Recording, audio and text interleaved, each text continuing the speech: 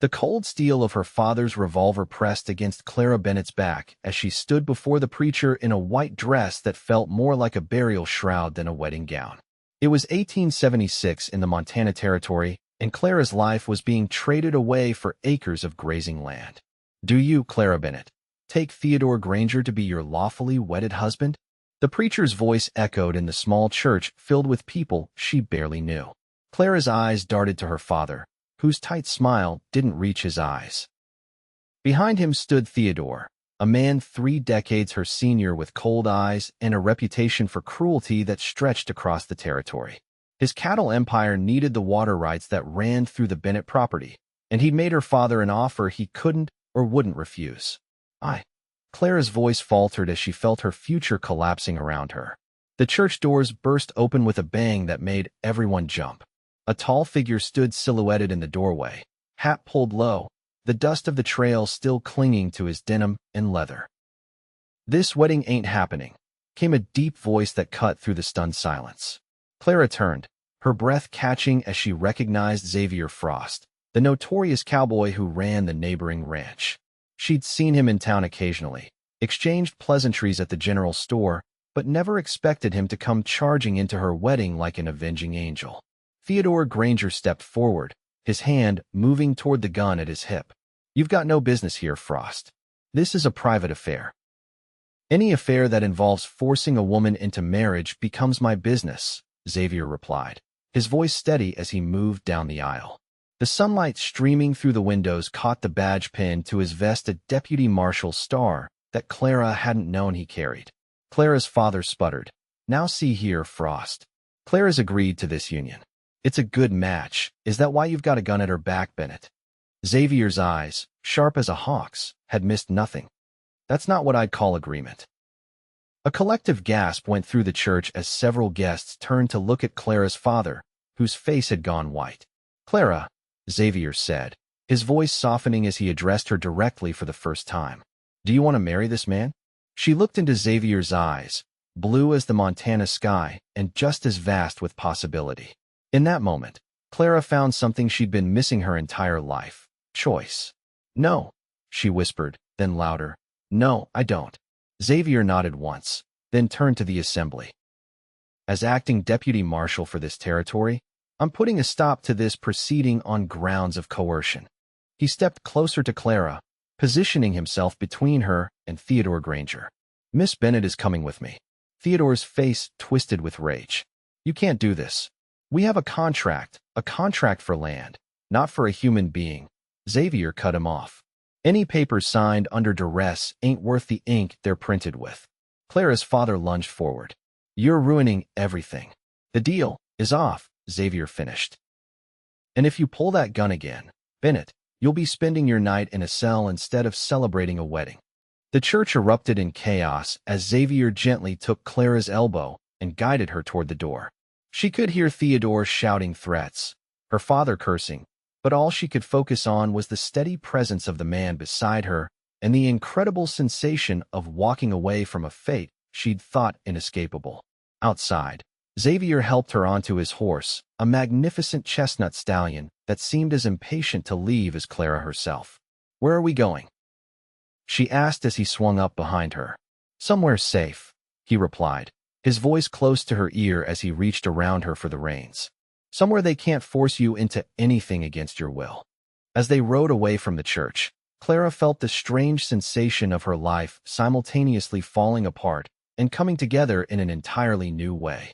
The warm spring sun on her face felt like freedom, and for the first time in months, she took a full, deep breath. They rode hard for nearly an hour, following trails that wound through pine forests and across rolling grasslands until they reached a modest but well-kept cabin nestled in a protected valley. "It's not much," Xavier said as he helped her down from the horse, "but it's a safe place to catch your breath and figure out your next steps." Clara looked around at the peaceful setting. "Is this your home?" "One of them," he answered with a slight smile. "I keep a few places throughout the territory. Comes in handy for marshal business." Inside, the cabin was simple but comfortable. A stone fireplace dominated one wall, a small kitchen area occupied another, and a curtain partitioned off what Clara assumed was a sleeping area. Xavier busied himself lighting a fire while Clara stood in the middle of the room, suddenly aware of how shocking their escape must appear to everyone in town. "They'll come looking for me," she said quietly. Xavier nodded as he coaxed the kindling to catch. "Granger will, for certain. Your father might, depending on how much Granger was paying him." 30 acres of prime grazing land, Clara said bitterly. "That's what my father valued me at." Xavier stood, brushing his hands on his pants. Some men don't deserve the daughters they're blessed with. He gestured to a chair by the fire. "Sit. You must be exhausted." Clara sank into the offered seat, suddenly aware of how her legs trembled. "Why did you help me? You hardly know me." Xavier poured water from a pitcher into a kettle and set it over the fire before answering. "I know enough. I've seen you in town, how you treat people with kindness, how you helped Mrs. Wilson when her husband died last winter." He paused. "And I know Granger. He's got 3 previous wives buried in the cemetery, all of them dead before they reached 30. A chill ran through Clara that had nothing to do with the spring air. "I didn't know that. Most don't. He's careful to keep his reputation clean in public." Xavier took a seat across from her. "But a marshal hears things, sees things others don't." "How long have you been a marshal?" 2 years officially. Been helping the law unofficially longer than that." He studied her for a moment. "You're taking this all remarkably well." Clara laughed, a sound with little humor in it. "What choice do I have? Fall apart? That won't help anything." "No, I suppose it wouldn't," he agreed. "Still, most women I know would be in tears after what you've been through today." "I cried all my tears last night," Clara admitted. "Once I knew there was no way out." Xavier's expression darkened. "There's always a way out, says the man with a gun and a badge," Clara replied, but there was no bite to her words. For a woman in this territory, options are considerably more limited. The kettle began to whistle, and Xavier busied himself making tea. As he handed her a steaming cup, their fingers brushed, and Clara felt a jolt of awareness that surprised her. "Thank you," she said, meaning it for more than just the tea. "You're welcome." His eyes met hers, and for a moment, Clara couldn't look away from the intensity in them. "Now, we need to talk about what happens next." Clara sipped her tea. "I can't go back. Not to my father's house, and certainly not to Theodore Granger." "No," Xavier agreed. "That's not an option. I have an aunt in California," Clara said thoughtfully. "But I'd need money to get there, and everything I own is at my father's house." Xavier was quiet for a moment, considering. "There's another option, though you might find it unconventional." Clara raised an eyebrow. "More unconventional than being kidnapped from my own wedding by a cowboy marshal." A smile tugged at Xavier's lips. "Fair point." He leaned forward. "What if I gave you my name instead?" Clara nearly dropped her teacup. "I beg your pardon." "Not a real marriage," Xavier clarified quickly. "Just on paper. My name would give you protection. No one could force you into another marriage, and as my wife, you'd have legal rights to property of your own. You'd do that for me?" "What?" Xavier stood and paced to the window, looking out at the valley as dusk began to settle. "Because I believe every person deserves freedom to choose their own path." He turned back to her. "And because I've seen too many women trapped in marriages they didn't choose." Clara studied him, trying to understand this strange, honorable man who'd upended her life so completely in the space of a few hours. What would you get out of this arrangement? "Peace of mind knowing Granger didn't add another victim to his collection," Xavier said simply. "And perhaps a friend. Those are rare enough in these parts." "It's a tremendous risk for you," Clara pointed out. "Granger is a powerful man. He won't take this lightly." "I'm not afraid of Theodore Granger." "Perhaps you should be." Xavier shrugged. "Been facing men like him my whole life. They may have money and influence, but they lack something important." "And what's that?" "Righteousness," he said, the word ringing with quiet conviction. "A man who'd force a woman into marriage has already lost any claim to honor." Clara set down her teacup and stood, moving toward him. "And if I accept this arrangement, what then?" "Then tomorrow we ride to Helena and find a judge who'll marry us legally. After that, you're free to stay or go as you please. I won't hold you to any wifely duties." Clara couldn't help the blush that rose to her cheeks at his blunt words. "That's very progressive of you." Xavier's mouth quirked up in a half-smile. "I'm not as backwards as I might look, Miss Bennett." "Clara," she corrected him. "If we're to be married, Even in name only, you should use my given name. Clara, he repeated, and something in the way he said it made her heart beat faster. And you should call me Xavier. She nodded, suddenly finding it difficult to meet his gaze. I'll need some time to think about your offer. Of course, he said immediately, stepping back to give her space. You can take the bed tonight. I'll sleep by the fire. I couldn't put you out of your own bed. You're not putting me anywhere. I'm offering. His tone brooked no argument. Rest. Things will look clearer in the morning. As Clara prepared for sleep that night, behind the privacy of the curtain in Xavier's small cabin, she considered her options. She could flee to California, start over with nothing but the clothes on her back. Or she could accept this strange proposal from a man she barely knew, but who had risked everything to save her. Outside the curtain, she could hear Xavier moving around the cabin, his boots making soft sounds on the wooden floor. He was a mystery to her, a cowboy with a marshal's badge who spoke of righteousness and freedom with equal conviction. Morning came with the sound of birds and the smell of coffee. Clara emerged from behind the curtain to find Xavier already up and cooking breakfast over the fire. Sleep well? He asked without turning around. Better than I expected to, she admitted, smoothing down her wedding dress, now wrinkled and dusty from their escape. Though I find myself wishing for different clothes. Xavier nodded toward a small trunk in the corner. There are some things in there that might fit you. Nothing fancy, but cleaner than what you're wearing. Clara opened the trunk to find women's clothing, simple dresses, a pair of trousers, shirts, and undergarments.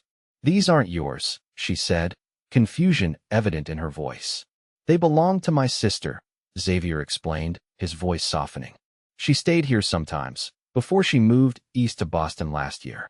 Relief flooded through Clara. Thank you. I'll change after breakfast. They ate in comfortable silence eggs, bacon, and cornbread that Xavier had prepared with surprising skill. As they finished, Clara made her decision. I'll accept your offer, she said, meeting his eyes across the table. Your name in exchange for my freedom. Xavier held her gaze, his expression serious. You're certain? There's no rush to decide. I'm certain, Clara said firmly. It's the most practical solution for both of us. And I trust you, strange as that may seem after knowing you for less than a day. Trust is earned, Xavier said. I hope to continue deserving yours. They set out for Helena after Clara had changed into one of the dresses from the trunk, a simple blue calico that fit her well enough with a few adjustments. Xavier provided her with a hat to shield her face from the sun and possibly from recognition as they traveled. The journey took most of the day, with Xavier taking them along less traveled paths to avoid running into anyone who might recognize Clara. They talked as they rode, Xavier keeping to safe topics: the landscape, the history of the territory, stories of his work as a marshal that made Clara laugh despite the gravity of their situation. By the time they reached Helena, Clara felt she knew Xavier Frost better than most people she'd spent years around in her hometown. He was direct but kind, principled but not rigid, and possessed a dry humor that surfaced unexpectedly throughout their conversations. The judge they found was an old acquaintance of Xavier's, a weathered man named Judge Harmon, who asked surprisingly few questions when Xavier explained they needed to be married immediately. Another rescue, Frost, was all the judge said, his eyes twinkling as he looked between them. Something like that, Xavier admitted. The ceremony was brief and to the point. Clara wore the blue calico dress, and Xavier had brushed the dust from his clothes as best he could. There were no flowers, no music, no guests, just the two of them exchanging vows that Clara hadn't expected to mean anything, but somehow felt weighted with significance anyway. I now pronounce you husband and wife, Judge Harmon declared, and then with a wink at Xavier, you may kiss your bride. Clara froze, not having considered this part of the ceremony. Xavier's eyes met hers, questioning, and she gave a small nod. His lips touched hers briefly, a gentle pressure that was over almost before it began, but left Clara feeling strangely breathless. The paperwork will be filed today, Judge Harmon assured them. As of this moment, you are legally Mr. and Mrs. Xavier Frost. Mrs. Frost, Clara murmured, testing the sound of it. It felt foreign on her tongue, but not unpleasant. They spent the night in Helena at a small hotel, Xavier insisting on separate rooms despite the knowing looks from the hotel clerk. Your reputation is worth preserving. he told her quietly as he handed her the key to her room. "This marriage may be in name only, but you deserve to be treated with respect." "Thank you," Clara said, touched by his consideration. "For everything." Xavier tipped his hat. "Get some rest. We'll head back in the morning." In her room, Clara sat on the edge of the bed and contemplated the gold band on her finger, a simple ring that Xavier had purchased from a jeweler in town before their meeting with the judge. It gleamed in the lamplight, a symbol of a promise unlike any she'd expected to make. She was married. Not to Theodore Granger, thank God, but to a man who'd offered her his name as protection and expected nothing in return. It was so far from the future she'd imagined that she almost wanted to laugh at the absurdity of it all. Morning came with rain, a steady downpour that delayed their departure. "No sense riding in this," Xavier said when he met her for breakfast in the hotel dining room. "We'd be soaked through before we made it 5 miles." They spent the day exploring Helena instead, Xavier showing her places he knew from his travels, a bookshop, where Clara selected several volumes to take back to the cabin, a dressmaker where Xavier insisted on buying her 2 new dresses despite her protests. "You can't wear my sister's hand-me-downs forever," he said reasonably. "And a marshal's wife should have decent clothes." "A marshal's wife," Clara repeated, the phrase still new and strange. "Is that what I am now?" Xavier's expression turned serious. "For as long as you want to be. Remember our agreement, you're free to go whenever you choose. And if I choose to stay?"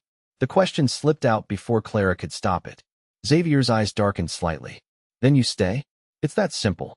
But it wasn't simple, Clara realized as the day progressed. Something was happening between them, something unplanned and unexpected. She found herself watching Xavier when he wasn't looking, noticing the way his eyes crinkled when he smiled, how his hand would come to the small of her back protectively when they navigated crowded streets, the respect in his voice when he introduced her as "my wife, Clara," to people they met. By evening, when they returned to the hotel, Clara felt a nervous anticipation she couldn't quite define. They stood in the hallway between their rooms, and for the first time since they'd met, Xavier seemed unsure of himself. "Well," he said, clearing his throat. "Good night, then." "Good night, Xavier," Clara replied, not moving toward her door. He hesitated, then reached out slowly to touch her cheek. "This isn't how I imagined this going," he admitted softly. "How did you imagine it?" "I thought it would be simpler. Help you, marry you on paper, give you the freedom to build a new life." His thumb brushed lightly over her skin. "I didn't account for this, Clara whispered, though she knew exactly what he meant. Instead of answering with words, Xavier lowered his head and kissed her, not the brief, ceremonial kiss from the judge's office, but a real kiss that spoke of growing feelings and barely restrained desire. Clara found herself responding, her hands coming up to rest on his chest as she leaned into him. When they broke apart, both were breathing heavily. "I'm sorry," Xavier said immediately. "That wasn't part of our arrangement." "Don't apologize," Clara said, surprised by her own boldness. "I'm not." Xavier studied her face for a long moment. "Clara, I don't want you to feel obligated in any way." "I don't," she interrupted. "That's the remarkable thing about being with you, Xavier. For the first time in my life, I don't feel obligated to do anything. I'm choosing." The rain continued through the night and into the next morning, keeping them in Helena for another day. They spent it together, talking, learning each other's stories, building something neither had anticipated when they'd first fled the church in Clara's hometown. On the 3rd day, the rain cleared, and they began their journey back to Xavier's cabin. The world seemed washed clean, the colors brighter, the air fresher after the storm. Clara rode her own horse, this time a pretty bay mare that Xavier had purchased for her in Helena. "A wedding gift," he'd said when she'd protested the expense. "Every woman should have a way to come and go as she pleases." They were halfway back to the cabin when Xavier suddenly pulled his horse to a stop, his posture alert. "Riders coming," he said quietly. 6 of them, moving fast. Clara felt fear clench in her stomach. "Granger?" "Likely." Xavier's hand moved to his gun. "Stay behind me." The riders appeared over the ridge ahead of them, and Clara immediately recognized Theodore Granger at the lead, flanked by hired guns. Her father rode slightly behind them, his expression thunderous even at a distance. Well, Granger called as they approached. "If it isn't the kidnapper and his prize." "She's not a prize, Granger," Xavier replied, his voice calm despite the tension Clara could see in his shoulders. "She's my wife." Murmurs rippled through Granger's men at this announcement. Even her father looked shocked. "Wife?" Granger spat. "That's impossible. She was promised to me." "Check with Judge Harmon and Helena if you don't believe me," Xavier said. "We were legally married 2 days ago." Clara moved her horse forward to stand beside Xavier's. "It's true," she said, her voice stronger than she expected. "I'm Mrs. Xavier Frost now, legally and by choice." Her father's face reddened. "You've ruined everything, you ungrateful girl." The deal was illegal," Xavier cut in. "You can't sell your daughter like cattle, Bennett. And now that she's my wife, any claim you or Granger thought you had on her is null and void." Granger's hand moved toward his gun. "I don't recognize this marriage." "The territory of Montana does," Xavier replied evenly. "And so does the United States government.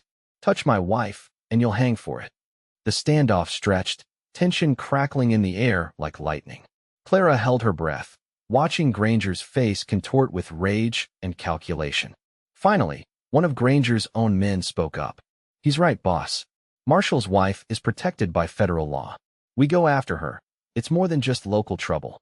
Granger glared at the man, then back at Xavier and Clara. "This isn't over, Frost." "It is over," Xavier replied. "Clara has made her choice. Accept it and move on."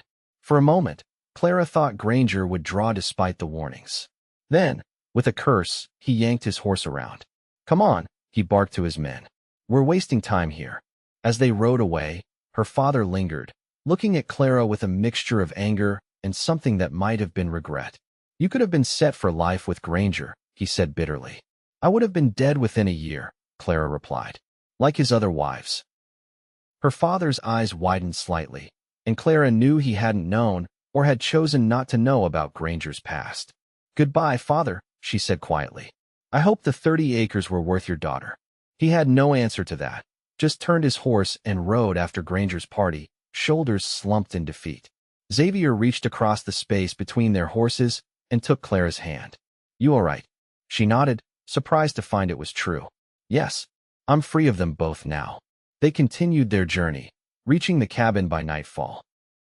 As Xavier helped Clara down from her horse, his hands lingered at her waist. "What happens now?" she asked. Xavier smiled, a genuine expression that transformed his face. "Now, Mrs. Frost, we build a life.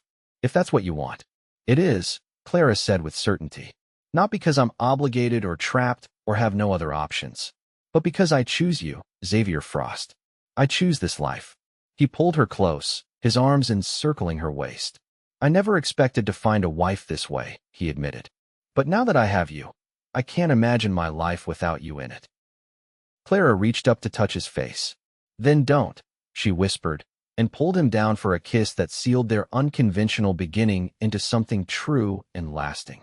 Over the weeks that followed, their paper marriage transformed into a real one, built on mutual respect, growing affection, and eventually, a deep and abiding love. Xavier continued his work as a marshal, but always returned to Clara and the home they created together.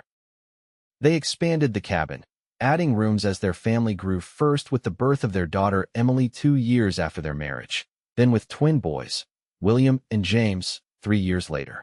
The land around their home flourished too, as Xavier and Clara worked side by side to build a modest but thriving ranch. Word spread throughout the territory of the marshal who had defied Theodore Granger and offered his name to save a woman from a forced marriage. The story became something of a legend, embellished with each telling until Xavier was portrayed as having fought off 20 of Granger's men single-handedly. Xavier would laugh when he heard these versions. "The truth is far simpler," he would tell those who asked. "I just gave a good woman the freedom to choose her own path." And Clara, watching her husband with their children, surrounded by the life they had built together, knew that in choosing Xavier, she had found not just freedom, but a love more precious than any land or cattle empire could ever be.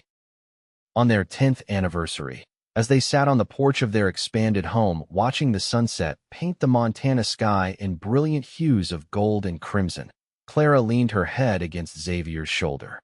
"Any regrets?" he asked, his arm around her waist. Clara smiled, thinking of the frightened young woman in a wedding dress with her father's gun at her back, and the remarkable journey that had led her here. "Not one," she answered truthfully. "You gave me your name and my freedom, but I found something even more valuable." "What's that?" Xavier asked, turning to look into her eyes. "A love I chose for myself," Clara said, and kissed the man who had changed her fate with a single act of courage and compassion all those years ago.